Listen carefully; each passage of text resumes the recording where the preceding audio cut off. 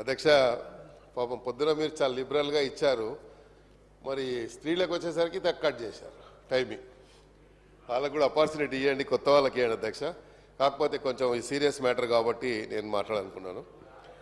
మా నియోజకవర్గంలో అధ్యక్ష 2-3 ఈద్గా గ్రౌండ్స్ ఉన్నాయి. ఒకటి ఎంఎస్ మక్తాలో ఉంది, ఒకటి బంజారాహిల్స్లో ఉంది. రేపు రంజాన్ మొదలవుతుంది కాబట్టి అది అక్కడ డంపింగ్ యార్డ్ గార్బేజ్ అంతా అక్కడ నింపుతూ ఉన్నారు. నేను ఇప్పటికే రిప్రజెంటేషన్ చాలాసార్లు ఇచ్చి ఉన్నాను. అది కంటిన్యూస్గా గార్బేజ్ వేస్తూ ఉన్నారు. అదేవిధంగా కింగ్కోటిలో షేర్ గేట్ కింగ్కోటిలో సివరేజ్ లైన్ అనేది గత 6 మాసాల నుండి ఓవర్ఫ్లో అవుతూ ఉంది మెయిన్ రోడ్ మీద, ఎగ్జాక్ట్లీ కింగ్కోటి హాస్పిటల్ ముందు. ఎందుకంటే ఆ పక్కనే పెద్ద మసీద్ ఉంది. అదే ఇది కూడా చాలా సీరియస్ మ్యాటర్ అధ్యక్ష. ఆల్రెడీ శాంక్షన్ అయిందని చెప్పారు డిపార్ట్మెంట్ పరంగా, రోడ్ కటింగ్ ఏదో ఉందని ఇష్యూ చేస్తున్నారు. నాకు తెలుసు తుమ్మల గారు లేచి నోట్ చేసుకున్నాం అంటారు. నోట్ కాకుండా ఇమ్మీడియట్లీ కమ్యూనికేట్ చేయండి డిపార్ట్మెంట్కి ఉన్నటువంటి అధికారులకి.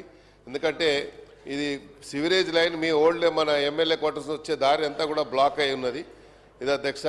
చివరిగా మీతో ఒకటే రిక్వెస్ట్ అధ్యక్ష, కొన్ని multipurpose community halls already sanction అయి ఉన్నాయి. దానికి శంకుస్థాపనకు నోచుకునే పరిస్థితిలో ఉన్నది. కేటీఆర్ గారు ఖైరతాబాద్లో ఐమాక్స్ ముందు 16 కోట్లతో ఒక మల్టీపర్పస్ కమ్యూనిటీ హాల్ ఇచ్చారు. అదేవిధంగా ఎంఎస్ మక్తాలో బిఎస్ మక్తాలో ఒకటి ఇచ్చారు. ఇవన్నీ కూడా శాంక్షన్ అయ్యి రెడీగా ఉన్నాయి. దయచేసి అది కూడా త్వరలో ప్రారంభించాలని మా హైదరాబాద్ సిటీ ఇన్ఛార్జ్ మంత్రి గారికి ఇది కమ్యూనికేట్ చేయాలని కోరుతాం. థ్యాంక్ యూ అధ్యక్ష. అధ్యక్ష, నాగేంద్ర గారు సీరియస్గా చెప్పారు కాబట్టి సీరియస్గానే కమ్యూనికేట్ చేస్తాం.